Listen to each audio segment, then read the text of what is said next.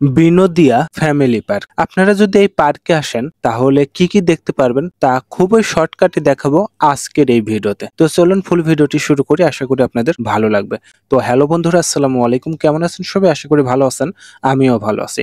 আমি আজকে এসেছি যশোরের সবচাইতে পপুলার একটি বিনোদন কেন্দ্র, যার নাম বিনোদিয়া ফ্যামিলি পার্ক। আপনারা যদি এই পার্কে আসেন তাহলে আমার বিশ্বাস আপনারা এই পার্কের সৌন্দর্য দেখে 100% মুগ্ধ হবেন।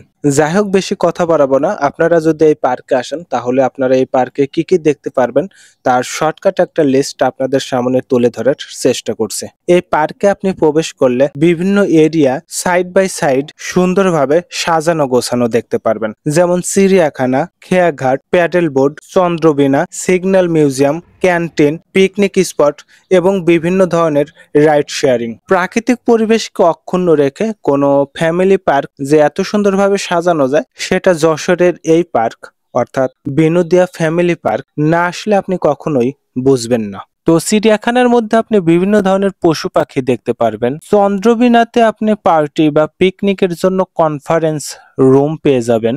এছাড়াও মন মাতানো প্রাকৃতিক সৌন্দর্যের মাঝখানে আপনি বিভিন্ন ধরনের রাইড শেয়ারিং এর ব্যবস্থা তো পেয়েই যাচ্ছেন। যাই হোক, এই পার্কের বাকি অংশগুলো দেখতে দেখতে আজকের ভিডিওটি এখানে শেষ করব।